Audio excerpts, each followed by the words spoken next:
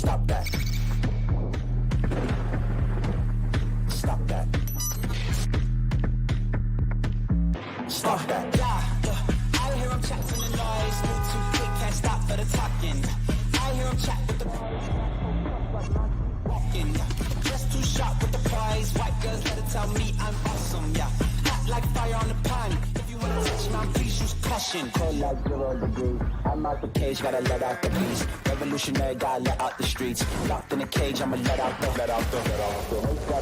sheets. We came for one man, forget my peace. You take the west side, take on the east. I'ma put him in the cage, never let out the. I hear him chat to the noise. Move too quick, can't stop for the talking. I hear him chat with the boys. Man so tough, but mans keep walking. Yeah, just too sharp with the prize. White girls, let it tell me I'm awesome. Yeah, hot like fire on the pan. If you wanna touch my please use caution. Stop that. Stop that. Stop that. I know that people come to this show for a distraction. We have a fun cast in today. I guarantee you we will be that distraction from what happened over the weekend. But we can't start this show without discussing the tragic events of the weekend. One person lost their life. A couple people are still receiving medical attention, injured from the assassination attempt on former President Trump's life over the weekend. And to say it was jarring to experience all of that, I think is an understatement. I kind of felt numb. Where were you when you heard the news? I was sitting at home. I too felt numb. You start to ask yourself questions as to how this is happening in 2024. You start to think about the gun laws in the United States of America. You start to think about the Secret Service. You start to think about how lucky Donald Trump is to be alive today, and you wonder and you ask yourself, how could someone get that close with a rifle, with any sort of weapon, to a former president and a guy who was currently running for president of the United States? I was numb as well. Yeah, I couldn't process all those things all at once. That happened, I guess, in the several hours that followed. It was kind of eerie in that I was leaving the American Century Championship in Tahoe, and I remember when I was in high school, 9/11 happened.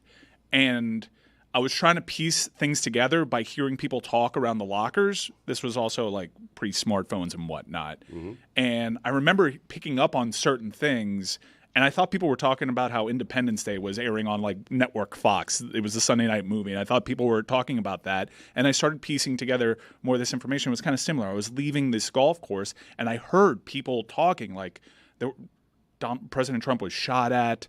I was like, wait, what? So I X-search Trump shots fired, and I see this incredibly strong image of Donald Trump bleeding from the side of his face, holding a fist in the air with the American flag behind him, a really striking image.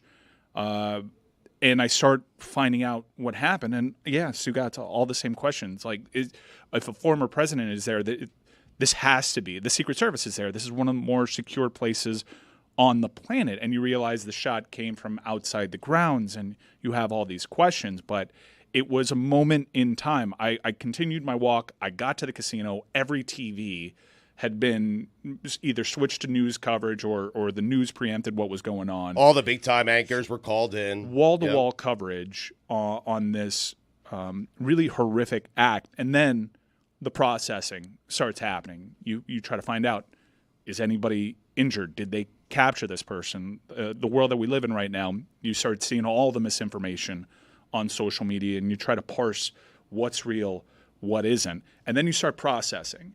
And my process was, I understand how we got here.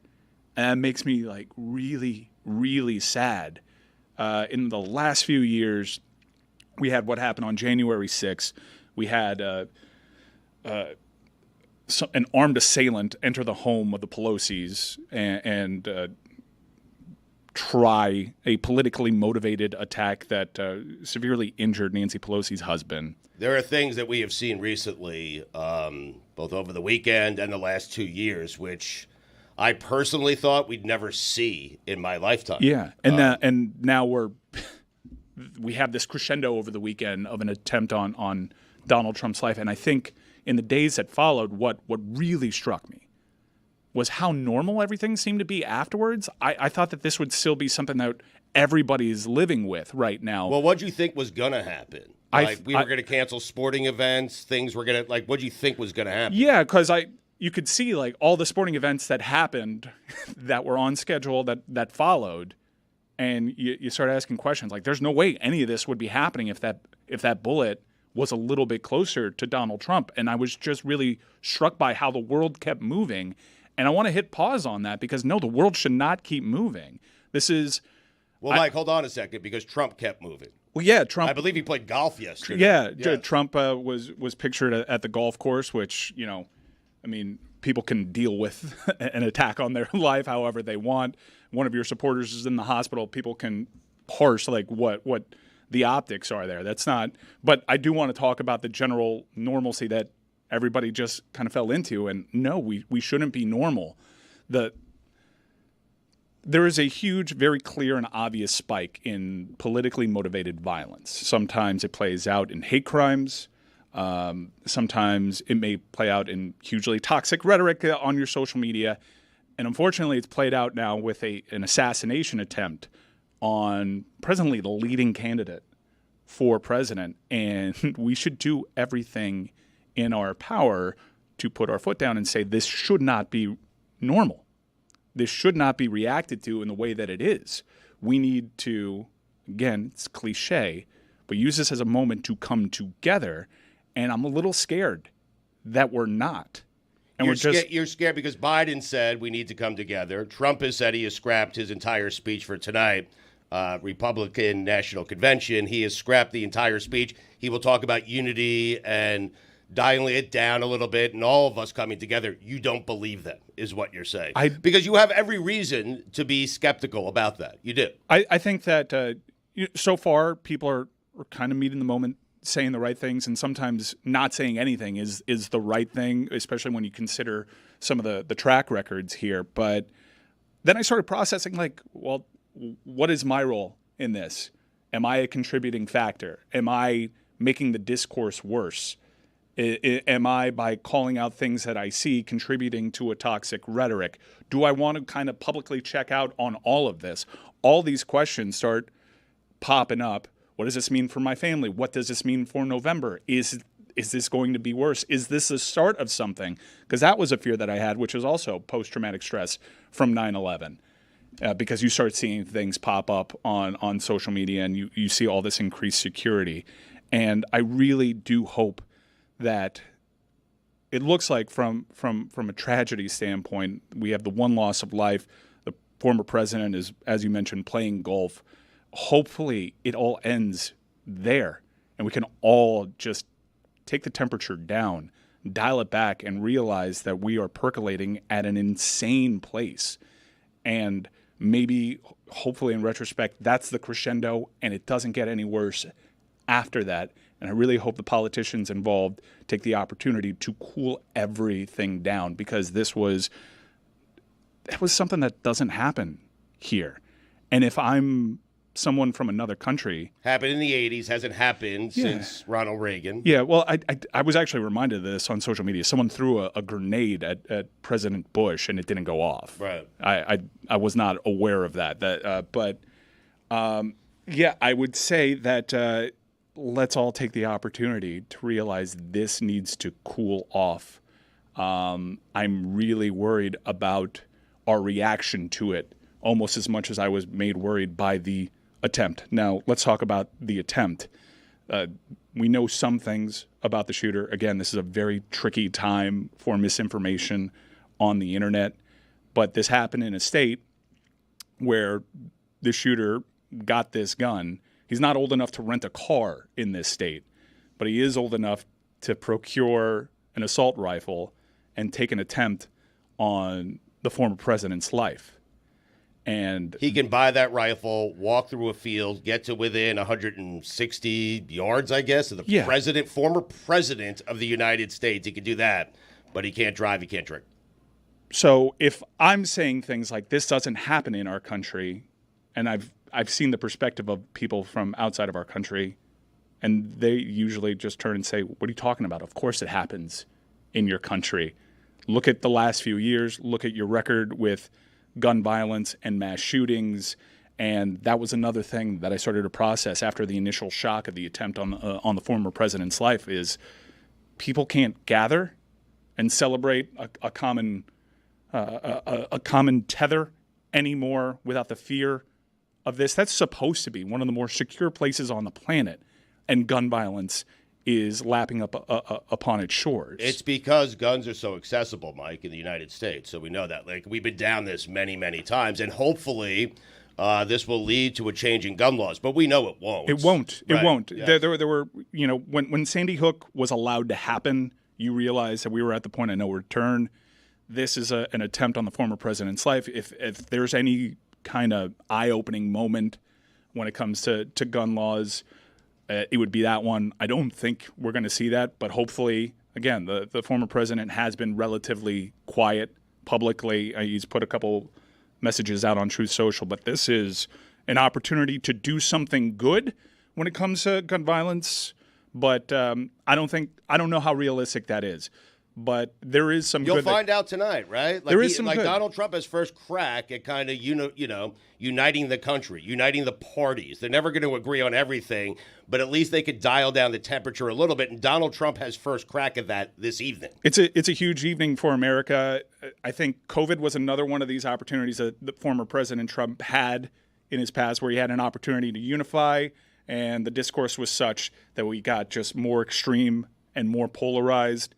And I hope that does not happen in the next few days. And I think this is a huge moment in time, and Donald Trump's reaction to it is hugely important. And I hope, for the sake of everybody, we don't make things worse, because that was scary. And you want to lean on, hey, that's not our country. In the last few years, kind of has been. And now we have this assassination attempt, and hopefully it's in our rearview mirror and not something that's predictive for the road ahead.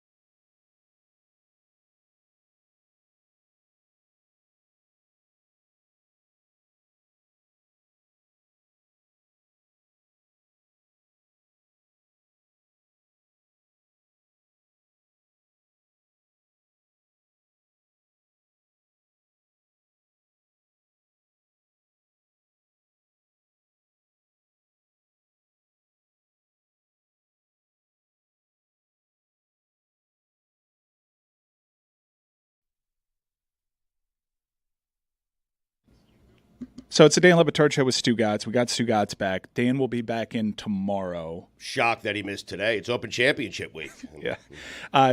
For what it's worth, Jon Stewart isn't doing his show today. There are logistic issues for the Daily Show. So I know Dan wanted to be here, but I think with the travel coming back from Africa, that was too difficult to task. The plan was always for him to be in tomorrow. So he's going to be in tomorrow, and it's going to be business as usual.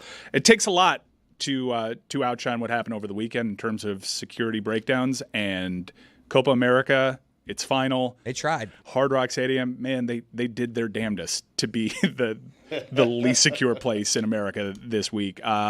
Chris Cody, you were there. I was out there. Terrifying scene. Really scary images. Tons of people got roughed up. And let's get into why this happened, how it happened.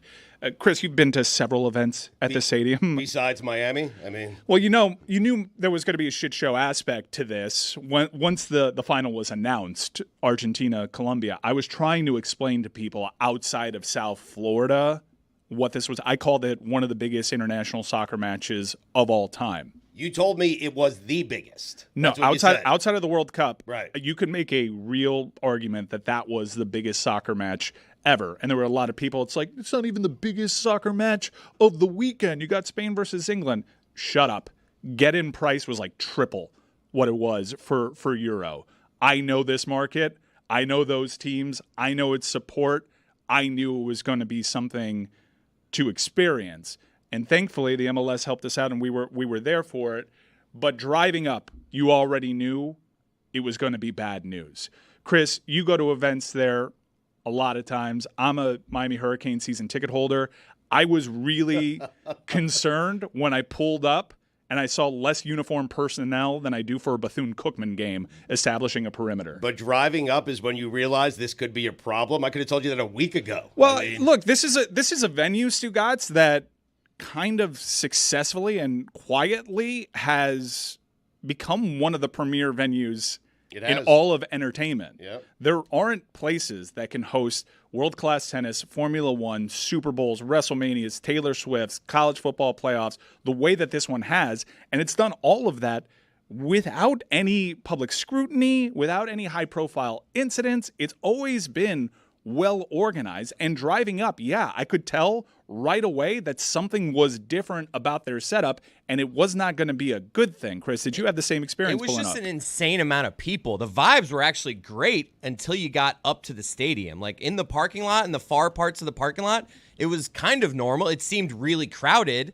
And I was like, holy shit, everyone's got a ticket to this thing? And the parking lot was like, you can't get into the parking lot without a ticket. That rule was not followed. No one had a ticket. But, dude, when I tell you it was legitimately scary, every gate before, like at 7 when they were supposed to open, every gate, the four corners, and like the VIP entrances. When I'm telling you, tens of thousands of people pressed up against it as if they were like trying to, like, it was scary, dude. People banging on the glass. Like, I understood why they were like, we're not opening this. And like Mike said, there was no barrier. So it was one of those things where as soon as they opened the door, they got bum rushed. The employees at that point were probably told, don't fight it. Just like, what are you going to do at that point? I didn't even scan my ticket to get in because the entrance that I was at got bum rushed to the extent that I was sitting there with my ticket like, where do I scan this? And I just walked in because it was chaos. There was fights. I saw someone got like kicked in the face. I saw a guy with his kid and the kid's like sobbing, crying. It was legitimately horrifying for a good like 10-minute stretch getting in there. So why was it that way? And I mentioned like the Bethune-Cookman perimeter that they established outside the stadium for Miami Hurricanes games. The Miami Hurricanes and the stadium operations people, they pay uniform personnel to be on the outside. CONMEBOL, for whatever reason, who's a governing body here in conjunction with CONCACAF, they take over lead when it comes to stadium ops. So pulling in, you don't have the uniform personnel outside establishing a perimeter, checking for parking vouchers to get into the stadium. To get into my parking lot, had to make a U-turn that was really not efficient at all, and I was left on my own on an island as a sea of people were moving from nearby places, being dropped off by Ubers. They were all on the street. So I'm getting waved at by stadium personnel who is now inside the gates, who usually is outside the gates, telling me to come in. And I'm asking how? How can I drive in there? There's right now, presently, as you're screaming at me, not doing it in a kind fashion, but I understand it's all crazy. There's presently 80 people around my car right now. You are telling me to drive through them without any uniformed personnel guiding the way to come meet you there. Fine. Now, I'm an outlier because they checked my parking ticket and to see if I actually had tickets. And I got in, and then I got to the ticket place where I actually enter. And this is the entrance. I went in the entrance that I do for Hurricanes games all the time. And I know exactly how that place got bum rushed because I went to the front of a line after waiting for 40 minutes for a suite entrance ticket. I go to a suite entrance, and someone tells me, that's not the entrance for this. I'm like, what are you talking about? That's always the entrance for this. They're like, well, that's always the entrance for other things. But today, the entrance is over there. And he points to a singular door, with a singular metal detector with a line that is wrapped around the venue, and he tells me to go to that entrance. So you're having thousands, every single person with a club level ticket trying to squeeze into one door. Now in front of me, there are fights, there's pushing, there's shoving, and once you start having two people pushing and shoving, it's a domino effect. More people push and shove, they crack open a door, you're hot, you got your family, you start making a run for it. You start pushing against. The entrance that I walked in was that entrance that you've seen on social media that got totally destroyed, the 72 Club entrance. That's where I walked in. I can absolutely see how that happened. I don't want to excuse the behavior of the people there, but I also think it was a byproduct of the entire setup. I've been out there for Miami FSU. Those people for Miami FSU, way more sauced up before the actual event starts than these people. This got out of hand. This got violent. And it was all because it wasn't mitigated on the front end.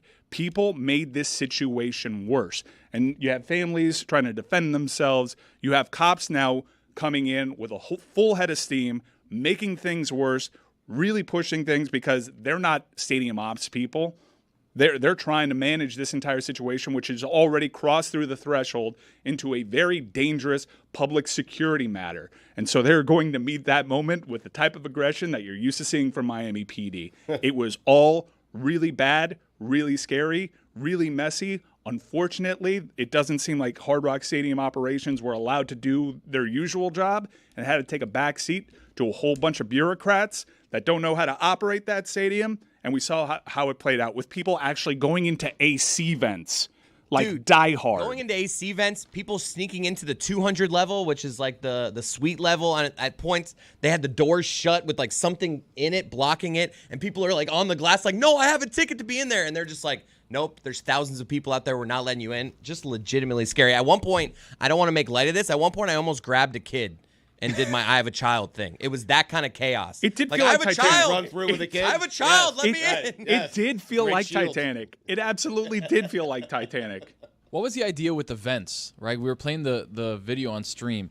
I don't know. Were people going to get through, like, schematically through the stadium to, like, somewhere else? Is there, like, a place where you can, like, just hop out on the other side? Because what if you get in that vent, Mission dude, Impossible. you start climbing, you're like, oh, shit, I'm lost. Where do I go? Mike and I were sitting in, like, you know, our nice suite, and we were expecting, like, a head to, like, come Sweet, through huh? the air conditioning Like, vent. Like, up, this place is taken. All right, Yeah. next. Yeah, we were absolutely expecting people Sweet. to crash through the top of the ceiling in our suite. Yeah, MLS hooked it up. We were in Club Live. And if we had that difficult of a time getting in, I can't imagine what people in the upper deck were experiencing. Again, I told you, the get-in price for this was 3 times as much as it was for the Euro Final. People had paid $3,000 and didn't even get their ticket scanned. Some people were just stuck outside. Is there a chance that someone is stuck in a vent right now? There is. Wow. There absolutely Trying is. to call, doesn't have service. He's like, oh. There's absolutely, like, I'm sure they're doing a thorough search, but yeah, absolutely. You say that jokingly. I would bet that there's one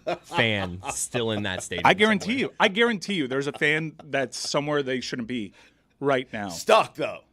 Potentially. Right. Yeah. Right. But you'd leave the Banging. stadium if you weren't stuck. At this point, you're banging, right? You're like, all right. I need And to then get out of here. once you get inside the doors, you realize that where are all the people? It was the game's kicking off in 15 minutes. I know there's a ton of people here. I just walked through a sea of people. Where is everybody? You knew the game would be delayed in true, like, governing body soccer style. They were in the vents. There was a public announcement from some dude, I guess an official from CONMEBOL, with a bunch of cops behind him. And he was saying something that seemed important, but the sound wasn't working on the announcement, so I don't know. But I gathered that they were saying that because of what was going on outside, they were going to delay the game. The game got delayed about 75 minutes. I know a bunch of stories, and I know a bunch of people that tried to get to their seats. People were in their seats, and they had to handle it mano a mano, which is like, hey, get out of here or I'm going to have to get security. And you had a couple people calling bluff. Go find the security. Security has bigger fish to fry. They're not going to help you out here. So a bunch of people had tickets. They didn't actually watch the match from the seats that were assigned to them. It was real bad, real bad. What time was the game supposed to start? Supposed to start at 8. And what time did it start? 9:22. Did you guys have a time in mind where, like, hey, if it doesn't start by this time, it's a Sunday night, I got to work tomorrow. Did you have a time in mind where you're like, hey, I'm going to bail on this game? I had that for if we didn't get let in. but we got let in like Yeah. around game time. So you would have waited till 11 if you had to. I was sitting like, if it's 9 o'clock and we're not even in the stadium yet, I'm leaving. I had kind of I had a babysitter, and so I had to get back at a time. I also had a friend who had very nice seats that couldn't make it to their seats, and she was stuck outside, and I was worried about her because she was just by herself. So I wanted to make it out safely. I went to the bathroom, and I saw several police officers in riot gear, and I was like, this could be bad. At that point, you wonder, like, depending on how this game ends, this could be a riot afterwards, and the police are dressed like they're expecting it to be. So I told Cynthia, let's leave at around like minute 80. And I take Cynthia, we go downstairs, the elevator doors open to the 72 Club. I see this disaster area, and I saw 200 Miami PD riot officers. It feels like an Armageddon type of movie. It was really scary. So that just made me want to get out of there more. And so I find my friend. I get swarmed by like 14 people trying to get a screen cap of my ticket so they can go inside. I'm like, read the room, pal. I get to the car. I drive through some barricades because I had heard that they closed off 27th Avenue, which seemed like a great idea at the time, let me tell you. I just got to the 95 exit, and I was This able is an action movie. I mean, you driving through barricades. I had just watched Dante's Peak. Right. I'm working on a limited fake. It's a good movie. Limited fake Pierce Brosnan and Dante's Peak. You want to hear it? Yeah, please. You have to put the town on alert. What are you doing? You have to put the town on alert. He says that like 75 times in the first half hour. Of the Why movie. are you working on this? You have to put the town on alert. But why? Well, it actually came in handy because I got everybody in my Jeep and I started driving like Pierce Brosnan and Dante's Peak, putting the town on alert. It's a good thing you worked it out beforehand. I mean, Lucy, this would have been the best edition of off-roading ever. You really miss a golden opportunity here with Colombia, Argentina. When we went to Michigan, Ohio State, the fans were like swarming us and they were not nice. And that was just Michigan fans. So I could not be happier that I was not there. Well, it was a different shade of maize and blue. Probably as incoherent and angry as you've ever seen. Look, there were a lot of people that wanted to be a part of that atmosphere, that thought that they just wanted to be around the grounds. They have that TV. It's actually set up for if you want to just tailgate and you have a ticket to do so. It's actually kind of a nice setup over there. We've seen with tennis and whatnot, totally different crowd. 3 times. Also, I heard from this is my own reporting, from stadium ops people that I know at Hard Rock Stadium. Company Ball also sold more tickets than they actually had. So that was a contributing factor as to why more people were there. But, this is an event town. You know that there was an expensive ticket. People were just going to want to be there around that atmosphere. And then people were like, well, shit, if everyone's going to make a run for it and some people are going to get in that stadium, why don't I? So it's a real mob mentality thing that spirals out of control. And thankfully, I went to bed as soon as that match ended, really afraid for what I was going to wake up to because I saw all those riot cops. I just thought, wow, Colombia's not going to take this loss well. And thankfully, nothing on social media afterwards. So kudos to law enforcement and stadium operations for salvaging what was a disaster and a huge black eye for a venue that is usually stellar in this department. I feel like everyone at the end was just like, we've done enough. Yeah. Let's go home. Well, this is so really. It was just kind of like, I feel like this we've is caused bad. enough It's chaos been a for one day. night. It's been It's after midnight. It's been a weekend. Let's leave it Yeah, alone. we're all just a little tired. No one needs this in their life. Let's just go. International soccer matches, especially ones that have access to the secondary market. Keep in mind, a lot of these cup finals, there isn't a game time that you can go into in Europe. There is no such thing as a secondary market. I know that's hard to believe for club soccer. Like, if you want to see a Premier League game, you're risking a lot if you're going to try to go to the secondary market. It's just not an aspect of the ticket marketplace over there. So you never see what you saw, which is all these rival fans sitting together in their pockets. Yeah, you have some silos, but you have sky blue and white shirts next to yellow shirts, and you're hoping for a lot of harmony in a really emotional game. A lot of yellow. And it was a lot of yellow, but we could all see that. There were some people saying like, oh, this is Messi mania. I'm like, dude, you have no idea what Miami is. I'll get to him in just a second, but you cannot allow people who don't have tickets into the stadium, into the parking lot to tailgate, to get all liquored up. because they're so close to a game that they want to go to. There's a good chance that some of them are going to try to get in illegally. Well, That's a terrible idea. Exactly. Seriously. Stugotz, you're Captain Hindsight. I mean, I mean, they had a rule. No, you're not allowed in the parking lot without a ticket, but it was just hard to enforce it. But Mike's saying there's a tailgating area. You're that close to a game that you really want to see. You're all liquored up. You've been drinking for 4 hours. Yeah, some people are going to get unruly. They're going to try to get into the stadium. right, but you mitigate that by having a perimeter and you have different checkpoints that people will go through. So they're not all bottlenecking, and you don't have like one person there telling tens of thousands of people, no, you don't have a ticket. You have a ticket, come on through, because that's going to have a huge delay. You spread that out across all the entrances, which is what they do for friggin' Bethune-Cookman. And why they didn't have it there for the Copa America final, I don't know. I mean, I do know because CONMEBOL was in charge and CONCACAF was in charge, and they decided, no, we're the sheriff in town. You listen to us. To which I say, and I saw the mayor's statement on this, you're the cops. You don't say CONMEBOL was in charge. You're in charge. You're the cops. What are you doing? Why is no one throwing their hands up saying, that's a bad plan? We do this all the time. I'm sure it happened, but look, this is how you get the cup final. You bend at the knee. You bend the knee to CONMEBOL and CONCACAF and you say, you're in charge. We'll do things your way, even though our way keeps everybody safe. Even though our way has a stellar record and is able to host World Cup tennis, World Cup matches. We'll see if that happens in 2026 now on the heels of this. But Formula One, you name it, this venue can do it. But here, with CONCACAF and CONMEBOL involved, that's when we're going to decide we're going to be a shit show.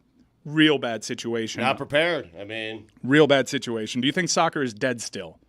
I do. I mean, you stay up until midnight. You get a single goal. You get Messi crying for no reason. I mean, just bawling on the sidelines. What is going on? I'm serious. It's like a soap opera soccer. I mean, half the game is watching guys riding around on the ground like they're in some sort of pain that they'll never, ever get rid of for the remainder of their life. And then they're up 3 minutes later, and they're fine, and they're running around the pitch. Guys, can we put up that? Can we put up the mean, ankle picture, please? Yeah. Let's Stugotz. Stugotz said Messi was crying for no reason. Stugotz, Look at that ankle. look at the size of that It's swollen. ankle. I get it. Yeah. He was fine. I mean, he heard it in the first half. He got up 2 minutes later. He's flying around the field. He's doing whatever it is that Messi does, not scoring goals. And then he's crying. Mike, I can't get into the game. I tried to watch it last night. I did. You told me it was the biggest non-World Cup soccer game in the history of soccer.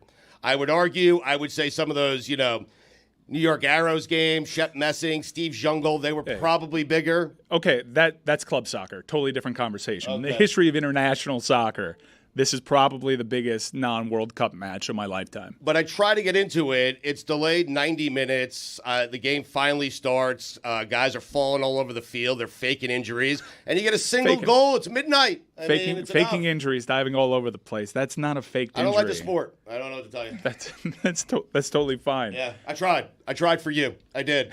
And there were 2 games yesterday. You had Spain and England. That was 2-1, I think. That was a Spain good won. game. Right. What does it mean? I mean, They're European champions. so does Spain now play Colombia or Spain is Argentina? well, actually, They should do that. Well, Right, they- cool. Thank they- you. I'm going to fix soccer now. They actually do. Next summer, they'll play like a final, I think, where they take the UEFA champion against a CONMEBOL champion, and they have a really funny name attached to it, and they play for a trophy. But what happens next Who's going to is care in a year? I mean, what happens next is there's another Euro in 4 years, and someone will be named European champion in 4 years. But in 2 years is a World Cup. That has nothing to do with what we saw over the weekend.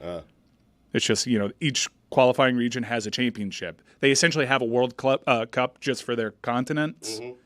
And that's what happened there. So which one would you rather win? Like what's considered the World better Cup. league? The World Cup. No. is I'm a- talking about like last night's game or England and Spain. Which one's more impressive? UEFA. I mean, if you look at FIFA rankings, look, they're both really hard to win. The world champion presently resides in South America, and entering that match last night, Colombia had the longest undefeated streak in international soccer. A really interesting team, Colombia, because James, I think he won player of the tournament. James, who everyone would consider a superstar, on the club side, really bizarre career. Often injured, a journeyman, not playing well for much of the last 10 years on the club side. But on the international stage, he is so much better.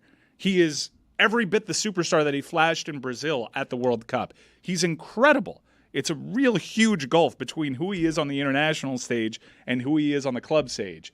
And it was high drama, high theater. Colombia, I would essentially describe their talent, and people may dismiss me for this. I know the clubs that these players play for. That is a ragtag group. When James is your talisman, when James is your solid number, your number one name atop the team sheet, you're in a dire talent situation in your qualifying region, and they put together the longest undefeated streak entering last night. So an incredible game, tragic in some respects. I also saw children in the arms of their parents crying. It's hot. People, it becomes like survival mode out there. I can see how that spirals out of hand. Like the people had their hand in it. Law enforcement had their hand in it. Government bodies had their hand in it. Huge failure from the stadium ops people that told me they knew better. They straight up said, yeah, that's the entrance usually. But for this, it's over there. You're having someone tell you that with a straight face, knowing how dangerous that situation is going to be. It's no wonder that escalator on that side got totally destroyed. Got to slip that guy at 20, by the way. You have Hey, to. buddy, come on. I tried that move. Come on. Although on a night like that, it might be a C note. Yeah, C note, but I mean, come on. I I'm saw getting Mike. in the store. I saw Mike McDaniel walk up and get in. I'm like, I'm gonna go over there. Yeah, that guy probably. His office, though. I mean, that guy probably has it figured out. He knows all the great vents to crawl into. That's what here. the guy in the vent is, Mike McDaniel's office. Dude, you're saying Suspended over. Look, can we show the video again of the people climbing into the vents? There is definitely somebody inside the air conditioning system. You at make a Hard Rock wrong Stadium. turn. I mean, you're going for a mile inside an AC lost. vent. Yeah. Where do I get out? What do I you saw do? some guy just totally ditch his wife or girlfriend because she couldn't get up the canopy. It was just like he tried to like lift her, she fell back down, and then he was He just kept like, going? "Sorry, honey. See you on the backside." Yeah. his ex-wife. Well, mob mentality is a very real thing. We see it spiral all the time with riots where you're like, well, this person's going to do it. And then you get altitude. There's a 30 for 30 on the Vancouver riots when Vancouver lost the Stanley Cup. And everyone's just like, I don't really know how that got out of hand. It's like that escalated quickly. It's the Anchorman meme. But you Never against Bethune though. never against Bethune. It's Keep saying crazy. that. Starting today, I can run to a national title with Bethune-Cookman. Yeah. on the Oh. video game. Today, Still running Look. triple option over at Bethune or no? shout out to the world. Shout out to the world for somehow making a 10-year wait feel extra long as we approach the finish line here. Because today is the day for a lot of young men and women of a certain age. They're going to find out that they have a hell of a lot less time to play this game than they used to. And I am ready for that culture shock. But Stugotz, I have braced Cynthia for this moment for 10 years. I have. You saw me out in Tahoe. Yes. We weren't working Tahoe. Tahoe was an anniversary trip. Yep. My anniversary isn't for another 2 weeks.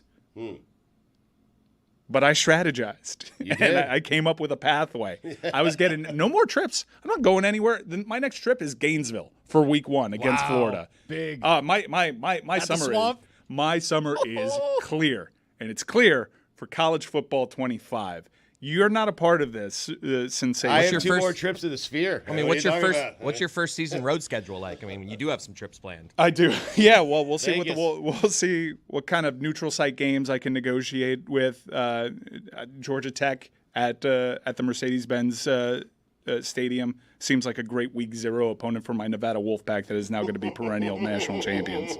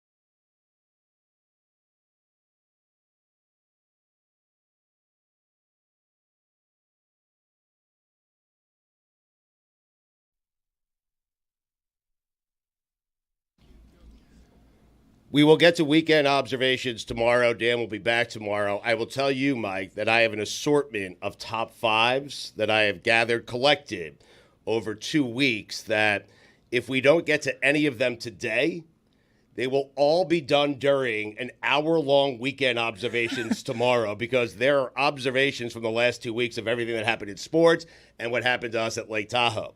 But before we get to that, so if you want to go to those at any point, feel free. Well, okay? it does An feel assortment of top fives. Athletes that connote a lake, athletes that connote something you would find in a lake. I've got them all. Well, it does feel like you've been gone for a while. I know you've swung in here and there for a quick pit stop, but it does feel like you've been a part of the Grateful Dead for the last 2.5 months.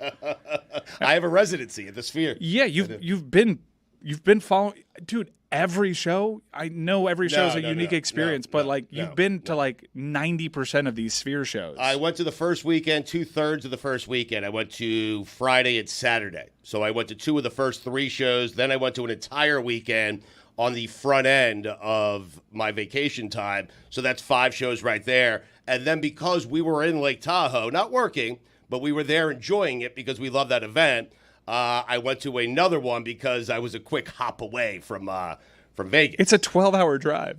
It's not Well, it's a complaint. I mean, it's not You're gonna be the first person sick of the Sphere. You're just gonna be like, No, I'm over this. No, I'll never get tired of that place. I mean, very Ever. clear. If he's following that band, and to say, look, I've tried. I know that there's a whole thing that I can do to make me enjoy it more. I find jam bands, and you may find that as dismissive. No disrespect. It's just not for me. I find jam bands laborious. Right. But you love the Sphere. I love the Sphere. Yes. But I think even then I'd say, okay, kind of saw it. I'm already there with like Lake Tahoe. I'm all right. I've done this enough. Really? And Lake Tahoe is as jaw-droppingly beautiful a place on the planet as anybody. How many shows for Dead & Company were there at the Sphere? Well, they did, 7 weekends, 3 per weekend, so 21. I went to, I think, maybe 24. I went to 6 of them. Only? I went to a weekend of 3, a weekend of 2, and this weekend I went to 1. Because it This does past feel weekend. like, correct me if I'm wrong, it feels like Stugotz has been gone for a really long time. I think he popped in real quick for like Game 4 of the Stanley Cup Finals and then deuced. I did. So I spent but I had only, at the time my vacation started, I had only been to 2 shows at the Sphere. During vacation, I went to 4 shows at the Sphere. You work very hard. You're entitled to vacation, but you've been gone a while, yeah? I've been gone for 2 weeks, yeah. Feels Dan's been gone for 2 weeks. No. I mean, I'm sitting here on a Monday. Where's he? For whatever reason, Open Championship week. It feels like like you- 2 months. You were doing like 1 show per week for about the 6 weeks before that. That's is what it was felt going like. on. A lot of lacrosse mitzvahs. I'll be off Wednesday. There you go. So it stands to reason why you'd have an hour-long edition of Weekend Observations coming around the corner. Yes. Did you get to see any of the, I saw you for 2 days and then you dipped. You weren't out there the entire weekend in Tahoe, right? No, I went to Dead & Company. Yeah. Sphere. I mentioned it. It was my anniversary, and the reason why I'm confused is I didn't really want to see Stugotz out there. Right, I know. Sorry. did. And here's what I didn't want to hear out there, okay? Because I traveled all the way to Lake Tahoe to not hear about Greg Berhalter. And the first time I see Mike Ryan, what is he doing? Talking about Greg Berhalter with Taylor Twellman. I mean, by the way, that guy could golf. And he could dress. He is a handsome devil. But I traveled to Lake Tahoe to get away from Berhalter, and the first thing I'm engaged in with Mike is a conversation about Berhalter. It's been happening to me a lot. A lot of people have come up to It's me. not your fault, though. No, it's not. I don't want to talk about Greg Berhalter. You think I would much rather privately revel in the fact that Greg Berhalter is out of my life than someone come up to me and remind me that Greg Berhalter was in my life for 5 years. When I went to Chicago for the NASCAR street race, first time in my career I'd ever been recognized for a take. Someone clearly, they stopped me at Grant Park. They're like, I know you from somewhere. Where is it? I'm like, well, the Dan Le Batard Show. That's not it. And he was snapping the fingers. He's like, Berhalter guy. So I'm I guess that take got It's your new traction. nickname. That's a sad superhero. Yeah, so the last thing I wanted was just to talk about Greg Berhalter in that moment. But yeah, Stugotz, he does tend to just saddle up. And he sees me there with Taylor. I got to tell you, Twellman, and I we're felt talking it. about I Burrow felt there. that you were on your, you and Cynthia were enjoying yourselves. Was this at the welcome party? Yeah. How was that thing? Yeah, the How food was truck it? party. No, no. I mean, before it. Oh, I like went the to. little- Mike wasn't at the welcome party. I went to the Yeah, welcome of course party. you did. Oh, it was fantastic. It was great. Was Ray there? I mean, I was cutting it up with Doug Peterson. Ray was there. Yeah. I don't know why Stugotz was at this welcome party. Stugotz who's who? usually I is was like. showing my support for the event. Stugotz definitely weaseled his way into this players-only meeting because at least before he would take part in the celebrity pro-am that's Right. on Thursday, or he's out there working in and he's going to be on the driving range, so he's establishing like, hey, we'll talk to you on Friday and whatnot. There was no reason for Stugotz to be in this players-only meeting on Thursday, on Wednesday. I have no idea how he got in that building. Well, I know, but he shouldn't have been in of all days. I wasn't there because I realized, why the F would I be there? Leave these guys alone. Stu went through the vents. I did. Was the magician there? No. Thankfully. What magician this year? Oh, the magician's No terrible, JT? Let's be honest. Dude, there was Not a the pretty time for him, I don't think. I got to tell you, the numbers, I have found my fifth major, and it's this tournament. I love it so much, in part because we're always rooting for Marty Fish, who has become a friend of ours, and he won it yesterday. And I was excited for him, and I texted with him after his round was over. But I just love being out there. I love the event. It's the golf tournament that I pay the most attention to outside of the four majors of the PGA. I just love it out there. And the attendance keeps growing. Mike, you noticed it. Yeah. It was packed. It was a little different with without Mahomes and Steph Curry there this year. It was super packed, but usually you have a huge gallery following. They were with the Kelseys this year? Yeah, No, it was with Travis. I got to tell you, the Kelseys, I have never seen anything like this. I'm being serious in sports, where an offensive lineman, a center, because Travis did not arrive until the night before. Jason was there for the entire week. And I am telling you, after a practice round, Jason is perched like on a little boulder, okay, right by the driving range. And there are thousands of people surrounding Jason Kelsey wanting a center's autograph, a picture with Jason Kelsey. And then Travis Kelsey commands so much attention these days that they couldn't figure out how to get him into the facility. It's an absolute sensation. was Jason crazy. Kelsey was the second most famous person there in terms of chirping from the gallery. That's how it's going to happen when you're in the Taylor Swift orbit. Absolutely. These two people in Jason and Travis Kelsey, who already were ultra famous within their sport, get to catapult to a level of celebrity that not even the celebrities who aren't known for sports have at this event. So you've been to this event. You know that traditionally it is owned. The event, in terms of fun and entertainment, it is owned by Mahomes and Travis Kelsey. And Justin Timberlake. And Timberlake. I am telling you, in 2 years' time, Jason Kelsey will own that event. Yeah. If he doesn't already, he will own the event. You guys will love this because I go up to Kelsey, and he's signing everything. Which one? Jason. Travis isn't there yet. This is after a practice round. And he is signing everything. And he's taking pictures, and he's shaking hands, and he's kissing babies. He's doing the whole thing for thousands of people. And I said, Jason, as he's doing it, I walked up to him. I said, listen, you need to learn a word. Mix it into your vocabulary. It's called no. 30 minutes later, I send him a text asking him to join me on the show. Did he say no? He said yes. You're the best. It's still his brand of superstardom is still pretty cool to experience because him and Travis are really reveling in it and super accepting of it, and it's great to see someone. Charles Barkley is really good at this. He knows how important it is for someone to meet and have an experience with Charles Barkley, and he wants everyone to come away with a good experience. And the Kelseys are kind of the same way. Yes. I also feel the same way that Stugotz does. I also randomly treat the American Century Championship like it's like the fifth major. We do drafts on it, and we follow Marty. Matt Ryan, good pick. Yeah, my wife. I love celebrity golf because I don't need to have this golfer explain to me. I'm already invested. Let's go. Competition format is a great reality show for me. So my wife and I, we follow Thielen, Jake Owen, and Marty Fish for day one. Mm-hmm. That was an incredible trio. From a golf perspective, those guys put up, I think, they were all in the top 10. They were all in the top 10 in terms of scoring. So Cynthia's probably like, wow, these guys are pretty good at These golf. guys can play. Right. I had redemption, by the way, with Jake Owen. I got it right. Yeah. He hugged me. Really? That's great. Now he was on the driving range, Congratulations. and it said Jake Owen. Very helpfully. He's also cut his hair, but also Aaron cut his hair. Yes. So it's a little confusing. Do you do the joke? Hey, It's Aaron. not confusing. They don't look alike. No, I it's not at all. I didn't do the joke, but I did spend my entire time following Aaron around saying, hey, watch it. Like, the guy's jumping for footballs. He's doing this. He's doing that. There was a time where he almost ran over Jake Golick's kid. And I'm like, Aaron, watch where you're going. I didn't care about Golick's kid. I cared about Aaron not getting hurt. I saw him do like a little Euro step around someone's mark on the green. I'm like, be careful with that ankle, dude. Thank Yeah. you. Yes. Did you have, you had, Yeah, he was fine with me. yeah, you were good? It's just you that he doesn't like, and Dan. Yeah. Yeah. Okay, that's good. Yeah. He and I are good. Or Tight, you just yeah. don't care. I think that's also like you just. Oh, no, I care. There are certain things that he has said over the last couple of years that have rubbed me the wrong way. No question about it. But I'm never going to in person say anything. But in negative. person, I'm never going to say anything to him or Jake Owen. He's my quarterback. Yeah.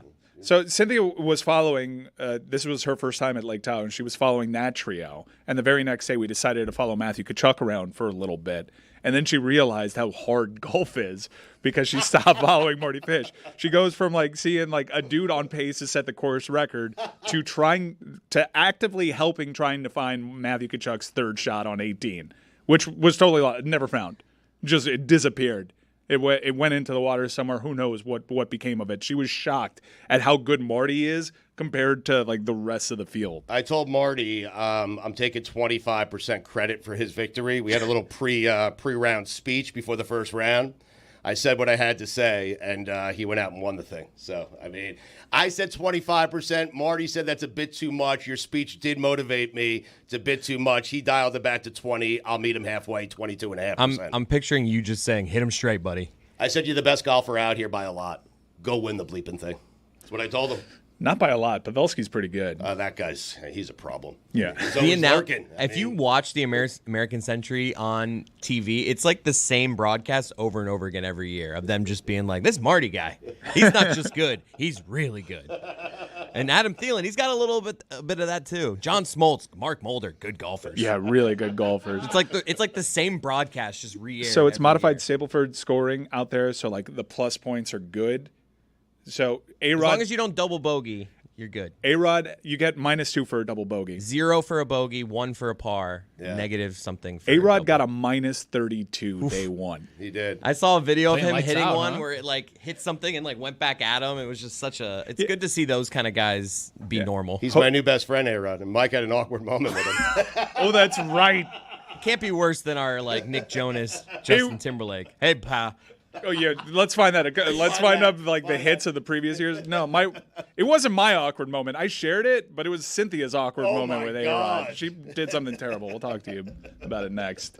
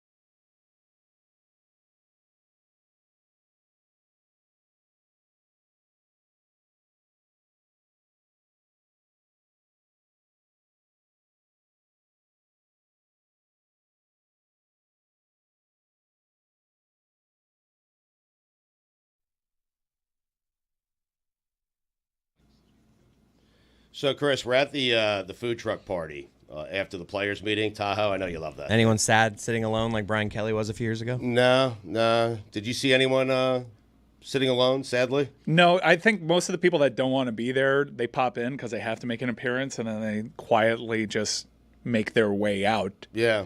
But there are a couple people there that I was hoping for an interaction with Matthew Tkachuk because my wife was there and she would have been excited, but she's pretty chill about that stuff. Right. She doesn't generally like to approach people. Sure. Yeah. And so we had a nice Miz was really happy to see me. I guess anytime he's around a golfer that's worse than he is, he's pretty happy to see them.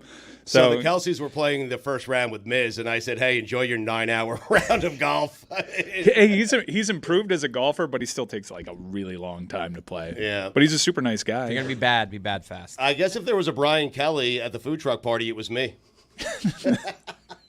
Boy, you are really inflating your persona. I was walking around by myself. I felt like Mike and Cynthia wanted nothing to do with me. We didn't.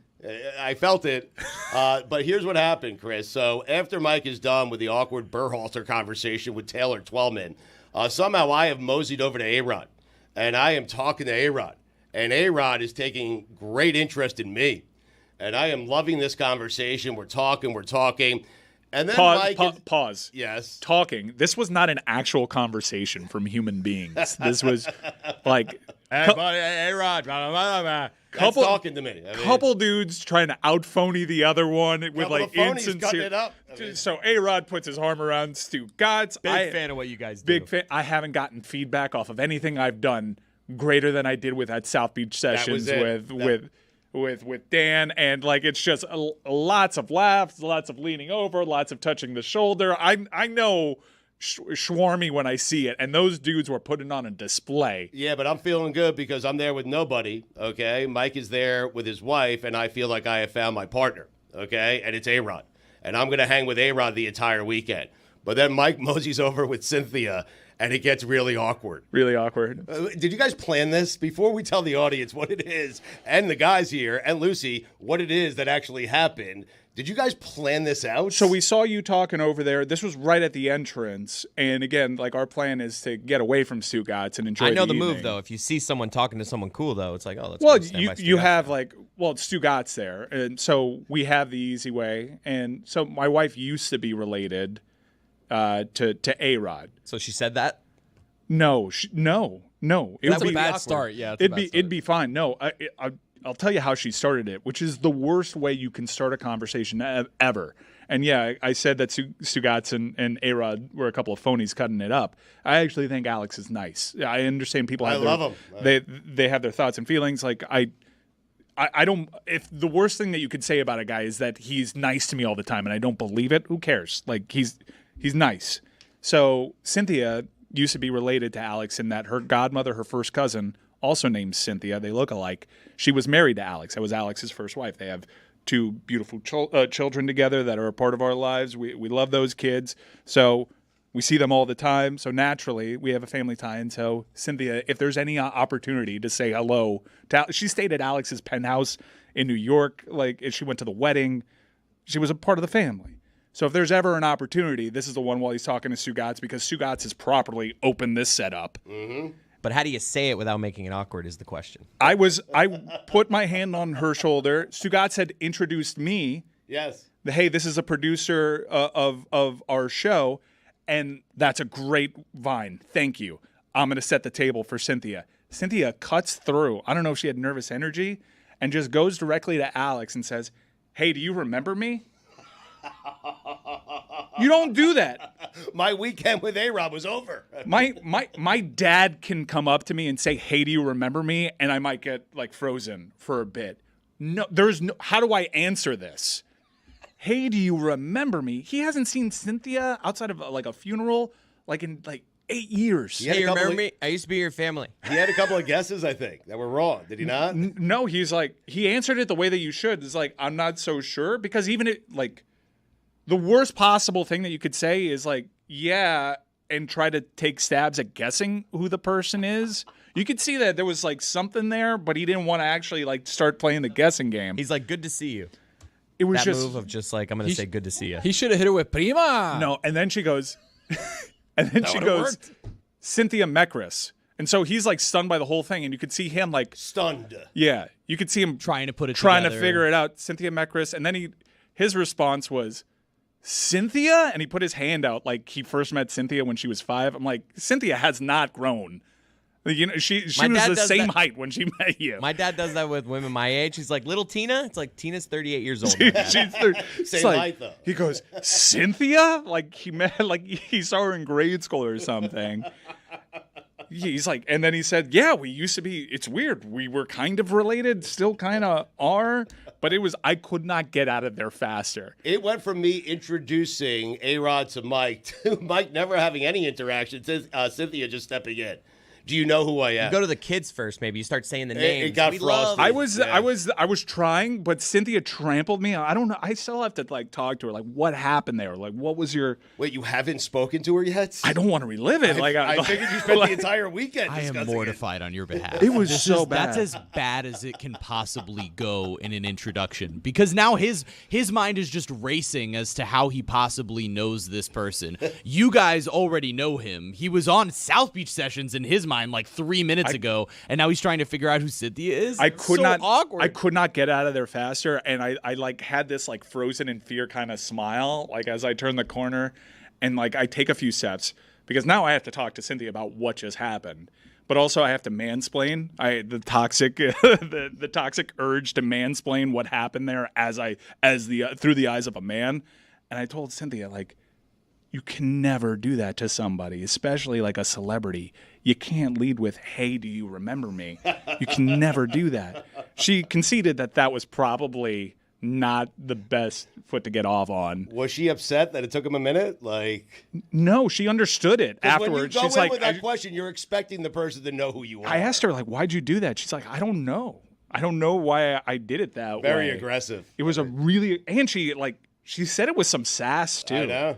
And look, there's family dynamics at Like, play. you better know who I am. Divorce can be ugly, especially when it plays out in the tabloids. You can understand my wife has her certain feelings about things but we've made it work, and credit to Alex and Big Cynthia, that's what we call her. Like, they have made it work, and they've raised 2 beautiful children together. Beautiful, wonderful, upstanding girls. We love them. And it's really not that tense and awkward around the family. I'm not sure why she made it so tense and awkward in that moment, her first time seeing Alex in about 8 years. But yeah, it was really awkward, and I avoided Alex Rodriguez at all costs afterwards. But thank you for always being nice to me, even if you don't mean it. Like, I appreciate it. Again, like, the worst thing someone can say about you is that you're nice all the time. I think that's fine. Are you guys good with someone being nice to you, saying nice things to you all the time, having no idea whether or not he or she means it? Are you guys confused by that message coming from Stugotz? I'm just wondering. He's just checking to know whether or not we're offended by him. Exactly right. Yes. So you're asking if No, I'm good we're with it. upset if somebody only says good things about us or good things to us? They're always nice to you. They always say good things to you, but they have the personality of A-Rod, and you're not certain if what they're saying is true. But they're just being nice, and you'll take it because it's someone being nice to you. I mean, there's no genuine connection there. Like, it's all a facade, and I do think that people would get hurt by it. Jeremy, do you have that social experiment piece together? Yes, I do. Yeah. All right. So let's. This is a great Perfect time. This is a perfect time to trot this out. Jeremy has built out a game. Yeah, this is going to be called MLB All-Star or Meadowlark Media Employee. So I'm going to read a name, and Stugotz, you are going to tell me whether this person is a Meadowlark Media employee or an MLB All-Star. huh. We're going to start here. He's already scared. Does he have to guess the team? He should No, have to you guess don't have the to. team. Yeah, you want to guess the team? We want to add that as part of it? Yeah. MLB. Well, you're exposing him on multiple fronts That's here. too much. Let's just say you got to tell me if it's a Meadowlark Media employee or an All MLB right. All-Star. So we'll start here. Chris Tuminello. Love to me. Meadowlark Media employee. Really? That sounds like a middle reliever for the Kansas City Royals. That is a Meadowlark Media employee. Thank Congratulations, you. I know Stugotz. my employees. How about that? Do you know what he? Alex- Hold on. Do you know what he does? To Oh, me? come on. What are you doing? To me? No. All right. Fair enough. If he does that, he's got to name the team. I mean, he's got a 50-50 chance. He's got a 50-50 shot here. Alex Nobrega. Nobrega. Alex Nobrega. Alex. I know there's an Alex that works here. I'm going to say Meadowlark employee. All right, 2 for 2. Whoa! Wow, Guys on a heater. I think he did something with our sets. Let's do something. I don't know. Maybe? No? You know what? Don't talk anymore. You got it Okay, right. Just 2 for 2. keep it moving. 2 All for right. 2. Okay. Tommy Darrow. Tommy. Last name? Darrow. Tommy Darrow. My favorite part about that was the audible O from Chris Cody as a bet. Wasn't expecting the game to be this Too long. much time to stall. He's trying to figure it out in his head. Tommy Darrow. Tommy Darrow is a Major League Baseball All-Star. That is incorrect. It's not the loser game show. That's Thomas. I've seen your Sorry, Tommy D. I've seen your interactions with Thomas Darrow. Have you? Oh, he's in this office. Yeah, he's based out of here now. I call him Big Show. Looks like the Big Show. Tom! I didn't know his last name was Darrow. You did All right. you did do something there by Tommy making it D. Tommy Making it Darrow. Tommy. Tommy D. Mason Miller. Mason Miller. Mace. I'm going to say eventually there's got to be a Major League Baseball All-Star here. You're just playing a numbers game at this point. I am playing You've given up on percentages. actually having human relations with whoever this Mason Miller is. You're just guessing and I'm playing gonna say- numbers. Yeah, I am. Eventually we'll get to one, right? All-Star. All-Star. Thank you. Mason Miller. Boom. Oakland A's closer. I just know him as M. Miller from Fantasy. M. Miller. Yeah. 3 for 4. That makes you an Ethan- all-star. Ethan Badowski. Ethan Badowski works here. Wow. know The he's a- confidence. Congratulations, Ethan. I know Stu he knows did. you. Yes. Daniel Gonzalez Quevedo. This Darrow's going to sit with me for a bit. Sorry, Thomas. Give me the name again. Daniel Gonzalez Quevedo. DGK. Yeah, DGK. Wait, can you say the name again? Daniel Gonzalez Quevedo. Oh, yeah, that's definitely a K. Yeah, DGK. Stu? Did you grow up around any Latin people? I did. Luis Guzman, Michael Gomez. You got a guess? I need to hear it again. Daniel Gonzalez Quevedo. All-Star. He is an all-star. Let me Yeah, be he is. frank. He Danny is an all-star. GK. Yeah, he's an all-star for There us. he is. A Meadowlark All-Star. Danny That's what I meant. GQ. Danny GQ. And that's GK it. That's why forever. everyone calls him Danny, sorry, I love you, dude. Love Dan- you. I love you. GK. I've never heard your last name, your middle name, whatever the name was. I never heard it. DKG. But you were great at your job. Thank you for all the work that you do. Yep, appreciate you. Patrick Kim. Oh, Pat Kim. Patty Kim. Like, you're just going through the variations of the name to see if you have any recollection saying it in an awkward interaction. Yes. Patty Kim. Pat Kim. Pat Kim. All-Star. Nope.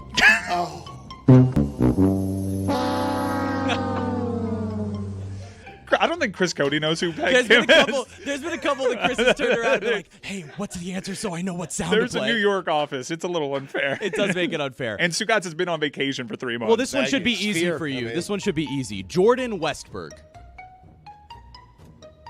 Jordan Westberg. Can you use it in a sentence? Please. Stugotz does not know who Jordan Westberg is. All-Star. All-star. It was just numbers at that point. My dude was trying to He's survive. guessed All-Star like 6 times in a row. Yeah. Well, He was at the Hard Rock Stadium gates just trying And the to get last in at one that for point. you, Mike Malley. employee. Wow. All right, Stugotz. Love Mike Malley. That would- Only 3 wrong out of the 8 names that we said. He did That's pretty well. better than anticipated. He did way better than I thought he If would. you just said Danny without the KG part of it, I would have been like KG. employee. Yeah. Yeah, KG. Danny I know KG. Danny. There's a lot of Danny's here. I just would have said Danny employee. GQ is Yeah. now Danny KG. Whatever. I love it. Yeah. Well, congratulations, Stu. Thank you. Good job. It's All-Star MLB week. All-Star Week, right? Yeah, right now. It is. Home Run Derby tonight. That's tonight? Yeah, Home Run They're Derby's still doing tonight. that. What's the No format way. this year? I'm tired of that. It's changed again. You won't know until you log on to the broadcast because they're constantly changing the rules. But there are 3 players from the NL East in this year's home run derby. Well, there you go. If you're looking for a draw, Marlins fans get real excited. What, Peter Alonso? Pete Alonso's one of Tired them. of him, the polar bear. the polar A bear. guy would rather win the home run derby than win a World Series. I'm telling you, that's what he's known for. You do the kind derby. of live forever. Josh Hamilton was a really great player man. in his day, and everyone, the first thing that they'll mention to him is probably that home run derby at Yankee Stadium. It was electric, and he didn't even win. Yeah, I was like, at that. I was at that one randomly. That's a In New great York, event. Josh What? Hamilton, Are you yep. kidding me? Yep. That is a hell of a cocktail hour. And then the opener. next night, I went to the game, the All-Star game, sat in the outfield right behind Rob Parker. Really?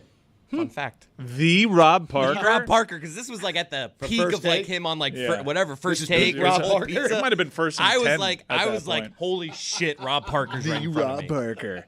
Yeah, there was a lot of great moments. And to your point, there was a lot of great players that had great moments in that game that it still somehow outsized their career. Like anybody, if you get to the show and have a career like Bobby Abreu, which is like a I great literally career. just said that name back here. Yeah. His home run derby was spectacular. He had an incredible career. And the second half of his season was a nightmare. Yeah, dude, his career might have ended that night for all I know. He had a great home run derby, and I know his production took a shit after that. And next thing you know, Bobby Abreu isn't around anymore. Were you shocked to learn that Josh Hamilton did not win that home run derby? Because I felt like he won it. Wait, he didn't win? I was there. He didn't win.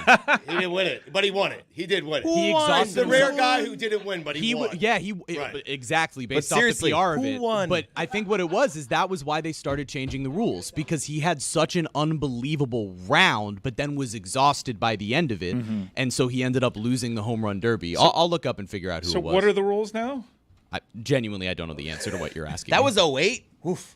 And then Hamilton said that whole bunch of nonsense afterward. He had a dream about the home run derby at Yankee Stadium. Get out of Justin here. Morneau beat him. Yeah. It was Justin Wow, Morneau. He was an Justin MVP Morneau. Yeah. MVP, yeah, one of the Oh, like sick. more forgettable MVPs Beat him out there. 5-3 in the final. Wow. Hey, do you have that? You only because you alluded to it. Do you have that clip of Nick Jonas on I with have us? the Nick Jonas one. He wasn't on with us. This is me, Mike, and Stugotz at the desk near the range in Tahoe, and we were right near the medical tent where they would get work done. And so Nick Jonas. Oh, we actually have it on video that we can play here in a second. That's good. He's walking by the medical tent on his way to get some treatment. You can see in this clip behind us is that trailer where the medical tent is. So Nick Jonas walking by us, and this is our moment to have our moment with Nick Jonas. And let's see if Mike screws it up. Hey, what's up, Nick? Good luck today. That shot on 18, my God, nah. Oh, Bah. you made it weird.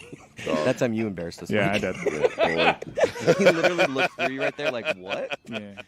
It's so good. I have not worn that shirt since, in large part because I probably can't fit in it anymore. But I got really drunk that day. Like that's the. You were hammered. Yeah. I don't think I've Were you been hammered there? No. But there's a clip of me slurring, and I'm pretty sure it's that day. I had no idea how strong the signature cocktail at Lake Tahoe. Wasn't it like a strawberry It lemonade? was Iguodala that you stumbled on. I think. Yeah, it was like Iguodala, yeah. it's called the Big Celebrity Crush. It's like a $23 drink. Thing goes down like water. It's incredible. Yeah. And I had no idea how strong those things were. And so I decided this is a great time out here with Lewis. Let me have 7 of these. And I started slurring, and I just so associate that polo with that shame and how drunk I was that I'm never wearing it again. I see it every now and then. I'm like, can I fit in this shirt? Can I fit in this shirt? Oh, God, that's the shirt that I was like super drunk in a Tahoe. Can't wear that shirt. Yeah, let me know when you have like me slurring. Whenever we find that we could play it, but I do have the rules here of home run derby if you want it. Right? Well, it was they're getting on you, Jeremy. It was a lot better than the silence. Yeah, I was trying to just that was fill there. the silence, So so I I was just going to sit there. appreciate Sorry. that. Do you Let me guys know what feel comes. bad? Do you guys feel bad for Morneau because he won the home run derby? Yet no one thinks that he did. No one comes up Everyone to think- him. I feel terrible for him. Porno. I mean, I do. Porno? Justin Porno. Oh, wait, that's a different guy. That's totally. He was taking porn hacks that day, but it was a totally different. But the meaning. guy won, and the only thing anyone remembers from that home run derby is Josh Hamilton. So nothing comes up when you search Mike Slur. Mike drunk. I'll type in slur. I was doing drunk. Mike, avoid that one. Yeah. Well, let me know if something pops up that isn't me actually slurring over my words, so we can promptly purge the system of that. It was wild making content in 2007. It was. I'm sad to hear though that you're over Tahoe because I mean, I in terms of like the jaw-dropping beauty, I did do something that was fairly touristy, dude, and it was a sunset cruise. Oh yeah, was it nice? I thought I was gonna hate it because it's a very touristy thing to do, but I literally did it just to get my dad off my back. My dad went to Tahoe once and he became the expert on Lake Tahoe, even though he was following all of my recs. The one thing that he did on his own, because my dad is a lone wolf, bachelor, he's lived his entire life basically by himself, and he did a sunset cruise by himself, and he said it was amazing. I'm like, number one, that's really weird, and two, I don't want to do this, but I literally did it to shut him up, and it was incredible. Do the sunset cruise in Lake Tahoe, and so you can really see the enormity of the place because it is gorgeous. I enjoy alone time. I mean, I don't mind traveling by myself. I don't mind going to concerts by myself. I don't mind golfing by myself. In fact, in some instances, I prefer it. I mean, Golfing's I don't want the to one- have a conversation. I'll push back on golfing. I don't like golfing alone. Everything else, I'm kind of with you on traveling. I mean, I think it would run its course at some point. Like, it's cool for a few days, but Right. So Cynthia and I saw Stugotz by himself. Again, it's not a lie. Having a blast. I was trying to avoid Stugotz.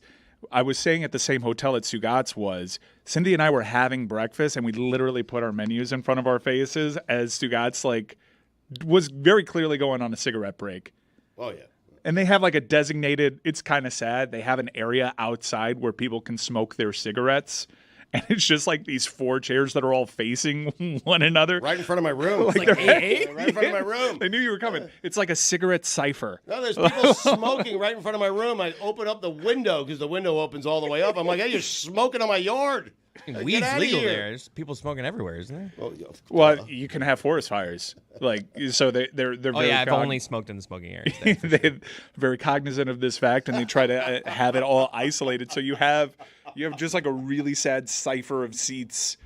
they're all kind of Look at like each other and they're- smoke. White's a terrible color for a chair that's outside, regardless. But you also have like it being stained with tobacco. I mean, it's not white anymore. Cigarette smoking areas are never like the happiest places on earth. Like they're generally about that. I will say, like, in terms of like a vista, this is one of the more beautiful cigarette smoking areas, but it's still sad because it seems like second-class citizens like go over there on this wobbly chair that will never stay flat. It's not on flat ground anyways, and it's been warped by the asses that have sat in it over And it's the right last in few front of my decades. room. I mean, these people aren't staying at the hotel. tell you, my smoking These section- locals coming by having a smoke right in front of my room. My smoking section was right by the 10th green. Or no, is it the 9th green? What is it that it's like The porta potties? is it near the porta potties? Yeah. I don't know what it. You know what? I haven't been there in a couple years. I don't remember what hole specifically. So let's forget I said anything. Back to you guys. Have you found the Iguodala bit yet or no? Nothing came up with the Mike Slur search. Well, I'm actually pretty pumped about Do you want that. those home run derby rules? I do want those home run derby rules. They're very bizarre. The first round is either. Wait, can someone pull up like the favorites on DraftKings Sportsbook too? And like, Alonzo. It was there the whole Pete time. Alonso is the favorite, Yes, I of believe. course. All There, he cares I about. found it. oh, It was damn. there the whole time. There's a lot of paperwork that you got to do to get I'm the super s- follow. I'm What do you mean super- paperwork? I'm super no, following telling you, Mike, there's but- procedural shit that you got to take care of. I'm You gotta, intrigued. I'm like, intrigued. do you know the last 4 digits of your social security? You don't sound bad at all. Social- Jesus Christ. You wanna redo Holy that? shit, Tahoe kicked your ass. Oh my mean- God. You were doing fine. I was doing great before that. Yeah, go pee again. Do you know the last 4 digits of your security? Security? Or did of your social security? You don't sound bad at all. Social- Jesus Christ. You wanna redo Holy that? shit, Tahoe kicked your ass. I actually think that was a different year in a different church. It may have been. That was 2022. 7/11/2022 is when we. Oh saved no, that. all right, that was Pink Elephant shirt. What was the no, year I I'm got good. to JT? What year was that? I think that was all the same year. Oh, We geez. crushed Yeah. it that year. We had a We year. did that, and then the next year you did the Aaron Rodgers thing. So it's Yeah. been That was last year. yeah. And the first year you got hit by Ray Romano. And the first year I which got was hit by the Ray best thing of Romano. all time. Yeah. That's crazy. I- I saw him hitting on 17th tee yesterday, and I was just like, or Sunday. Yeah, it was yesterday, and I was just like, man. he hit Memories me of there. Saigon, He like hit me you there. hear the chopper sound in the back, scared dog meme. Jeremy, I don't care about the rules anymore. We'll just Yeah, move I on. understand.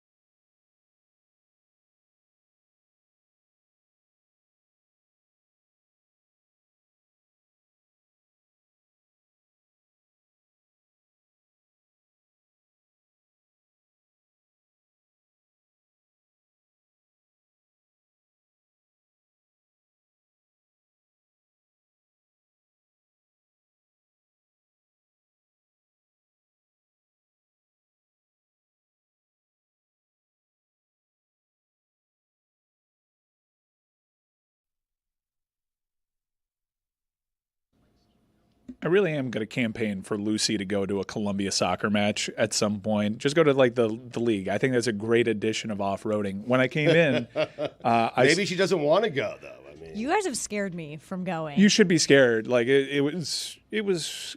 It seems terrifying, and I don't do well in stressful situations. I get tummy aches when I'm anxious, so I'm not even going to be able to do anything. Or vents. I mean, I thought that was just like a Disney Channel thing. I never thought people actually climbed at vents. I thought it was like a quicksand type of deal where it's just something you see on Disney. You've never watched Die Hard?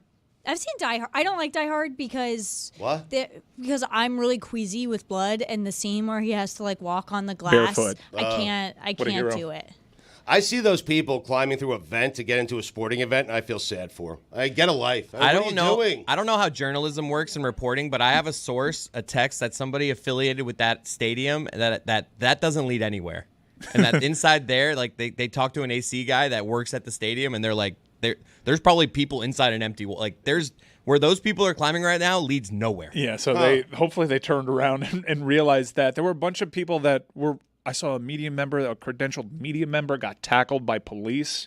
I know people that had credentials to this event and weren't able to actually access their credentials because of everything that went down. So thankfully you weren't at this one, Lucy, but I wanted to talk to you about it with all your experience. But then I stumbled upon your purse, and I thought this was like a really cool purse. For those that don't have the video accompaniment, the handle is a ruby red phone, like Dorothy's shoes, but it's an old school handset for a phone.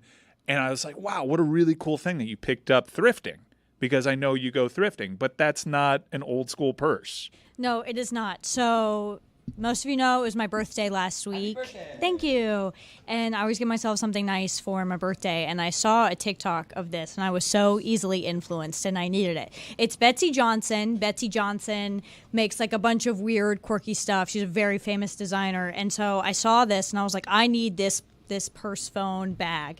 And so the coolest part about this purse phone is that it works. What? So Chris Cody is going to call me, and I'm going to pick up on my purse phone. So you can direct all your calls to your purse phone? Yeah. So if you like need to call me, I'll just pick up. Okay, so You guys Chris hear is the calling ringing? me. Look, you can see this ringing. I don't know if you can hear the sound, but I'm going to pick it up. Oh, hello? Oh yeah. It's a purse phone. Hey, what's what's up? up, Lucy? How's it That's going? amazing. Do you know, like? What are you doing Do you today? realize if James Bond did this in the me too. 1960s, we'd all be like, "Get out of town! Get out of town!" This is super cool. All right, I'll talk to you later. Okay, I'll talk to you later. Wait, All right, I bye. can hang up. I can hang up. You don't hang up. All right, no, you Yeah, hang she's up. just got the satisfying. Can it click? Yeah. Yeah, so I have this little button here that will like answer my calls and then hang up my calls, and then it has these little buttons here that will like adjust the volume, and I just put it and I click it Oh, back into my But you I purse. know can't it's- slam it down. You No, can't I do can't that. slam it down, which Right. sucks, and I wish that the little like turn buttons worked on it, but I can't like direct any calls out of it. It's Bluetooth connected to my actual phone. Do you have any actual life experience with hanging up a landline? Yeah. I'm, Like in It's a anger? great feeling. Yes. It's dude, it's an underrated Oh my God, feeling. well, Or a payphone. Oh, So- have you ever used a payphone? I've never used a payphone. Oh, Me either. That's how you would get picked up from the youth fair. Yeah, what youth fair? The Dade County Youth Fair. Yeah, you Well, would I'm call. not You would from either beep your ride. Yep. Sometimes you'd beep a crush like 8008. By beep, you're saying pager, right? Like a pager, right? Hey, what did you do? Yeah. Not to be a bummer, but when my parents got divorced, my divorce gift was a cell phone. And so I had a cell phone at a really young age, which my first cell phone, my homemade lava lamp exploded on it. And then my second cell phone, I lost in Toys R Us because that's how young I was.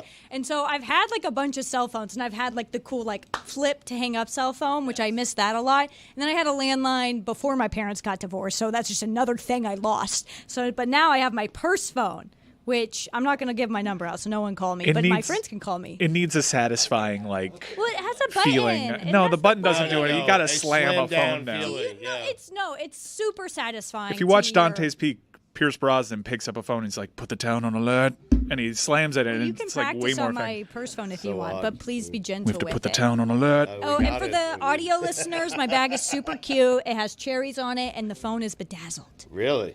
Now, can you see who's calling you when the call comes in? No, so That was another one of the charms of having a landline. Right, you had no idea what you were getting. I mean, it could be I would answer it as like a Right. 6-year-old boy, and they would always say, "Hello, ma'am." I'm like, "What's your problem?"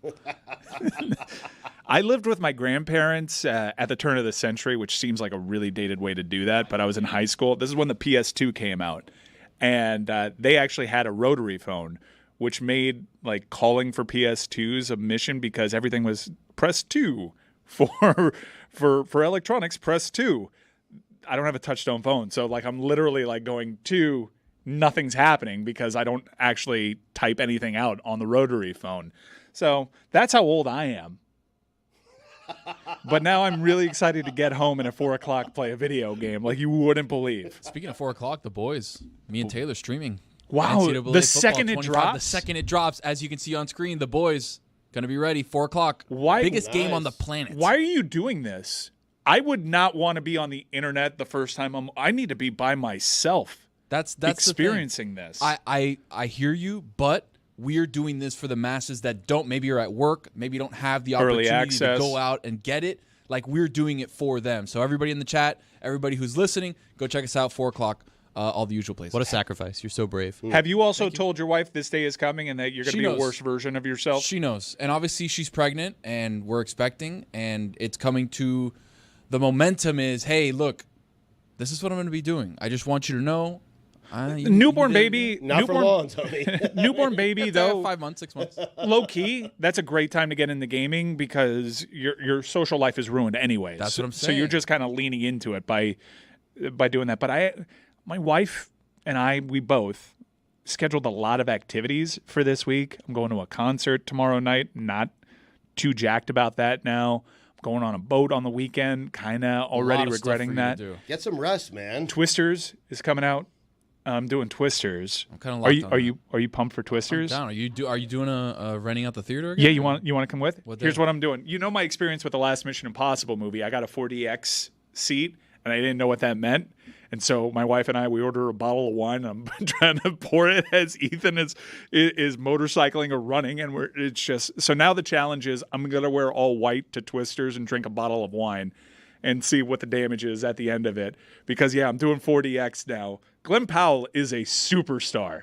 Superstar. He's having a moment. Dude, that dude is such a movie star. So charismatic. Dude, anybody, like, we're going to look back at that cast of Top Gun Maverick. Miles Teller had a huge gallery at the ACC. He did. That is going to king-make so many people. Not only did Tom Cruise save cinema with Top Gun Maverick, but he also entered in a whole new generation of Hollywood movie stars, because we hadn't had those tentpole movie stars, and now Glenn Powell is going to breathe new life into the Twisters franchise. I'm really excited about this. Early reviews are good. I like Glenn Powell a lot. I saw his last movie too, which was like a direct-to-stream.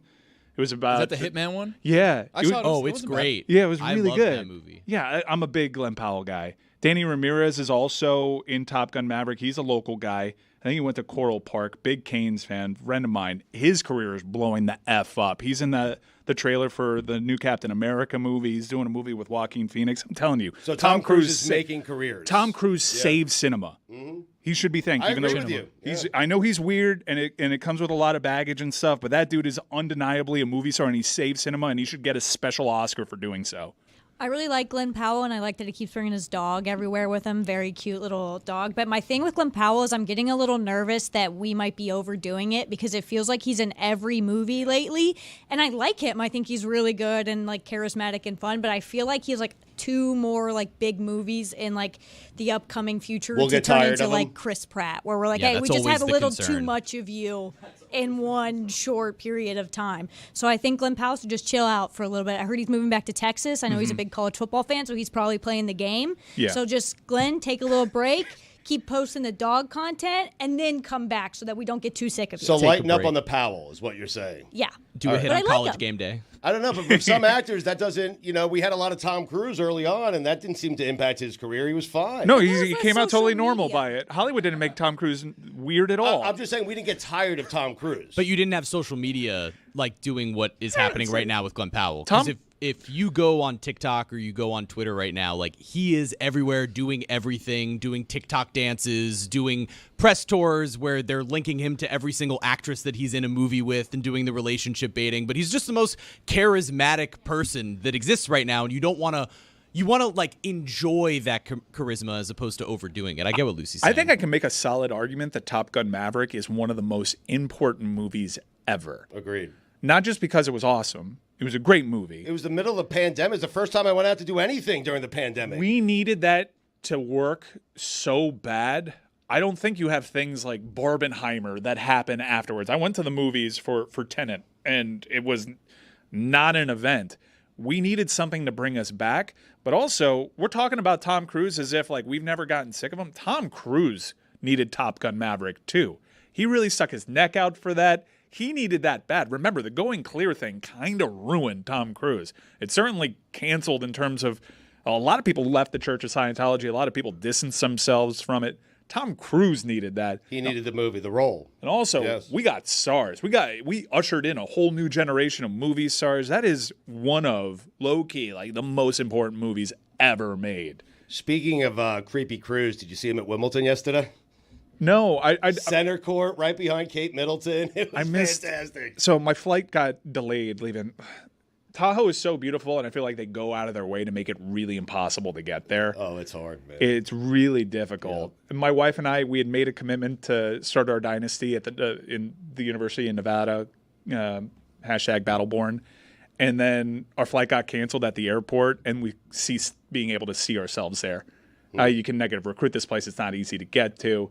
My flight got canceled, and it forced me to miss the Wimbledon men's final, which seemed like a dream matchup. Yes. Did the match deliver at all? Like, it's something that I wanted to dedicate all the time in the world for, and I couldn't. I was on a plane. It did not deliver. Alcaraz is so good, and I'm not certain. I don't know how many people, especially within our crew, love tennis. I know you and I love tennis. We talk about tennis all the time, and Alcaraz, what he is doing is historical. He is 21 years old. He just won the French. He won on the grass courts of Wimbledon. 4 or 5 guys in the history of tennis have won those 2 tournaments in the same year. He's got the U.S. Open coming up. He's likely going to win that. The most impressive thing about Alcaraz yesterday, Mike, was that he took care of Djokovic, and he did so in 3 sets. Mm-hmm. And the That third doesn't set, happen. the third set, the Joker, he was pushing him. He was pushing him. In fact, he had 3 match points. Alcaraz did. He lost that game. Then it went to a tiebreaker, and Alcaraz somehow got past that mentally and was able to finish it off. But to see that guy beat the Joker in 3 consecutive sets on his court, that is his court. It's the surface he likes the most. And to have a guy now who has 4 majors at the age of 21, he's on path to be the greatest tennis player we've ever seen. Spain had a day yesterday. Yeah, Spain had a day, no doubt, and they're also just going to boss tennis now. It seems like that's their thing. So it's really unfortunate that Djokovic is dealing with these injuries now, because he was still, prior to this recent injury stretch, he was still as good as he ever was. Correct. And so you could have that measuring stick for Alcaraz, but he's probably going to go on a bit of a Federer-like run in that, remember at the very beginning of Federer's run, Nadal wasn't on board yet. Murray was still finding his footing. Like the top guy. Djokovic wasn't there yet. Djokovic wasn't really, like, he was really young.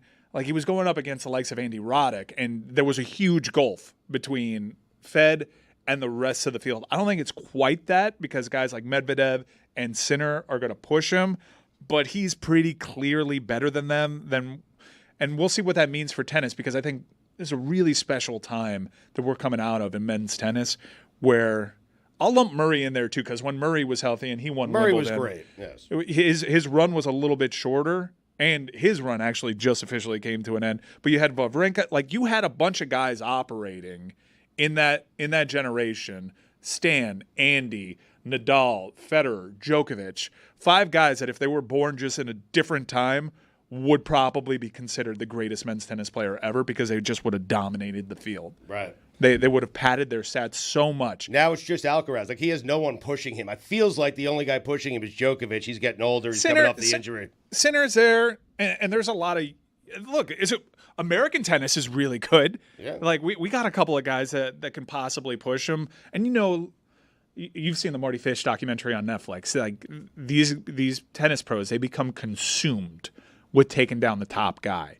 I don't think one guy is going to run it, but I do think Carlos is going to have the run of it for like a few majors. Tennis is funny in that you always think, okay, the superstars are done. There's no one around the corner. But there's always someone around the corner. Yeah. Like I didn't know Alcaraz was going to be this. I didn't know he existed 3 years ago. Yeah. And there's a couple of guys that can maybe rebound. Like Wawrinka was a guy that, he can actually be elite. I didn't really see that. Djokovic also started his career like, okay, is this guy going to be a bump in the road for these guys, or is he actually going to have a say? And you had those questions about him.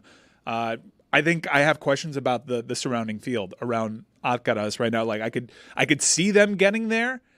Like Tsitsipas, is he a guy that can turn it around because he has all the tools? Can he actually find that promise? I don't know. Jeremy, did you find like the Roger Federer run before like those guys got online? It's crazy, It's a crazy run because he won his first Wimbledon in 2003, and then he won three Grand Slams in 2004, 2 Grand Slams in 2005, 3 Grand Slams in 2006, and 2 Grand Slams in 2007. Yeah, I think like that's crazy. Like the mid 2000s, like I think he lost to Del Potro, who was another guy that might have been like all-time great if he didn't get super hurt. But it wasn't. It's like when Jordan played. There were just a lot of guys who weren't going to win titles because Jordan was there. We've all kind of convinced ourselves that was what that generation was. It was just those 3 guys just ripping each other's heads off trying to get there. And no, like Federer had a pretty sustained run, and it took like several years of those guys running into that wall before they could finally topple him. But this was interesting yesterday, and you'll appreciate this because you know this happened. With Federer towards the end, he was working so hard, and he was getting older, and still putting in the same amount of work, if not more, because he had to compensate for the fact that he was getting older. Then he realized, what am I doing all this for? I get to the finals, I can't beat the Joker. I can't beat Nadal in France, and I can't beat the Joker anywhere else. I'm out of here. I'm done. And I seem to sense that with Djokovic yesterday. It doesn't matter what I do, how hard I train. I'm going to get to the finals and play this guy, and I'm not going to beat him. He's a younger version of me. Yeah, that's so. Like when Nadal burst on the scene, I know Nadal was always good on clay, and he was giving Federer like fits on clay at the French, right, at Roland Garros. Yeah, it was 2005, 6, 7, and 8. It was Nadal in the French, and then 10, 11, 12, 13, 14. And then 17, 18, 19, 20, and 22. Like the moment everything changed, though. That's crazy. You're laughing at it. It's ridiculous. The moment everything changed, though, was when Nadal beat Federer at Wimbledon. Because now he could do it at another. That was 2008. He also for beat my him money, in the greatest men's tennis match of all time. The 2008 final between Federer and Nadal. That was unbelievable. I could rewatch that match. You're including the Isner match at Wimbledon, first round? That took 3 days? They changed the rules because of that match. Because of Isner. No, there's a lot of great, there's a lot of scrappy, there's a lot of D-Gen favorites. Like, Isner's a longtime D-Gen favorite. Gail Monfils is another guy that you'd go to war with. Is this the longest any sports show in the history of sports radio or podcasting has talked tennis? I think Roddick has a podcast called Served Up. I'm not even certain he talks tennis. I don't know. I'm just asking. Putting it out there. I'm enjoying the conversation. Dame comes back tomorrow. Right. It should be noted. Tennis in now. We really shoehorned. We had 2 months of Stugotz's tennis takes, and we had to get out there. I mean, Alcaraz, man. He's pacing to be the greatest player of all time. I love tennis. I never thought I would see someone better than Federer, Nadal, Djokovic. This guy's better. I'm not better. There. I'm not there yet. He's really great. Now, he made the people, they had the Champions Dinner last night, and he made these people, all the people attending, wait around until 10 p.m. to eat dinner on a Sunday night. That is rude. They do their dinner on the back end of the tournament. It was last night. Yeah. I know the Masters do theirs like the front end before the tournament starts. The previous champion. I like that. They have a dance. It's like a ball, and you have dinner. But he was watching England and Spain, so he made everyone wait around till 10. They're rude. I mean, by the way, I'm not going if that's the deal. I'll eat at 7, and you show up, and I'm not there. Too bad. Stu, you got to start putting pressure on Alcaraz immediately, though, because you look at this run for Federer, you look at the run Nadal had. At the French Open, and you need to see, all right, do it 10 years in a row. How many Grand Slams can you win early before that next challenge shows up for you? He hasn't won in Australia yet. Do it down under. You got to figure it out. Just start issuing challenges. Are you going to challenge Marty Fish to do it against Steph Curry? I mean, listen, Marty, the reason this meant so much to Marty is the year he won it, there were no fans there. And I've been giving him a hard time saying, do it in front of the fans. And so, is that his only second win? That's only his second win, yeah. So last year he had the incident where he was leading on 18. Horseshit Someone, Yeah. So do it in front of the fans, and then the fans went out of their way to actively sabotage his championship last year. Correct. And they did. They cost him a championship. Steph Curry won it, did not come back. He won, to his credit, he won it with an eagle on 18. and a hole-in-one And he had a earlier in hole the in round. one as well. Tim Brown had a hole in one yesterday. Yeah, he got a boat, but he lives in Dallas. He just gets a check, right? They're like, you can take the You boat, can or take we'll the just boat get or you. take the. I guess there's a lake somewhere in suburban Fort Worth. So Marty's upset because last year it was in front of the fans and he should have won, but some guy yelled whatever he yelled during his backswing. Yesterday he did win in front of the fans, but he won without Steph Curry being there. So do it when Steph is there. I think people that don't watch this tournament are just thinking, oh, a bunch of celebrities playing golf. Who cares? Marty's Saturday It's golf. unbelievable. His putting He's amazing. on Saturday Yes. is an all-time golfing achievement. Agreed. I don't know the exact numbers, but it felt like over 6 putts of over 25 feet. It was right up there, I'm telling you, with Nicholas back 9 Augusta 1986, the putting. Did you see when the fan chirped him? So a fan Marty goes up to the green to putt for birdie, and the fan goes, "Hey Marty, hope you 3-putt," which is like, number one, who the F has a problem with Marty Fish and cares that much about to say that? Oddly specific chirp, too. Yeah, Someone who has money on someone other than Marty Fish. well, that's what happened. Dude, that's what happened the year before. The dude that heckled Marty on the backswing, he was caught, and he said, "I'm sorry, I thought we were having fun out here. I have a bet on Steph Curry." So, there is elements that you can gamble on this thing. Right. So the dude starts talking shit to Marty, starts chirping him, and Marty is like, "What is this guy's deal? We're all here trying to have fun." Marty buries a 42-foot putt and goes right at the guy. Talk your stuff now and whatnot. That fan got escorted, by the way. It's a pretty boss move. Hell out of here. Dude, to nail a 42-foot bird. So at the players' meeting, they went out of their way to say, if fans are talking while you're playing, while you're swinging, point them out, and we'll take them out. So you weren't at the players' meeting. I snuck my way in, and I knew that rule going in. Was Jerry Rice at the Marty players' Fish meeting? rule. Because something went a little viral I with don't know Jerry. what's going on. What is happening with Jerry Rice? We'll Someone escort explain them to me. out, not take them out. Jerry got in a Good dude. clarification. Jerry, it was an ugly video that got posted. I don't know. TMZ Sports had it. Jerry was making the walk from 17, which is a party hole, to 18. Such a harmless chirp that he got. The guy, Like the opposite of the was a Marty thing was credential- at least very specific. This is just like, hey, the Chiefs have good receivers. No, it wasn't a chirp.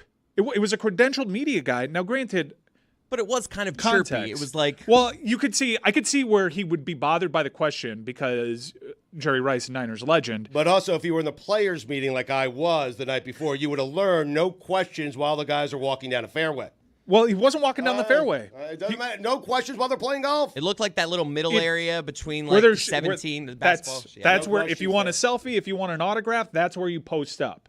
Now, there's not typically media there, credentialed media there, asking you questions as you make that walk, but that is the fun walk of Edgewood. That's where you have your fun. And a dude with a credential went up to Jerry Rice as he's making the walk, and this isn't even like a tournament day. This is Thursday. This is the loose day. And he says, "Hey, Jerry, what do you think? How do you think the Niners receivers stack up against Kansas City?" Now, that could be loaded. Even if the world, San even Francisco- with the Super Bowl, it's just a harmless question. It's a harmless question. It's coming from a credentialed media member. Jerry snaps. Yep. And he's like, "I will F you up right now." Like, the temperature of the room changed. Like, he acted like he got disrespect. He's like, that was disrespectful. He misunderstood the question. No, he says, "I will F you up. Meet me. You say when." Like, the guy got hauled away. He was a credentialed media member. Like, he went back the next day. It was just an ugly scene. But Jerry, and then I see him, he's all happy on Sunday. He's playing in the tournament. But there was another story there where I heard a guy, I overheard this conversation, telling security that Jerry Rice was rude to him, that he asked him to sign an autograph, and Jerry Rice snapped back, "Hey, you're a memorabilia guy. You're going to sell this thing for a lot more money." I get that. I get No, that. Mike, part of the if deal Jerry there- recognizes like you're a memorabilia dealer and you're just trying to get one over, you're not actually a fan. I can get that one. Yeah, but the guy wasn't. It was for his kid. Like, you're there, sign the stuff. Oh, well, he was lying about it? Well, then Yes. I can't get behind that.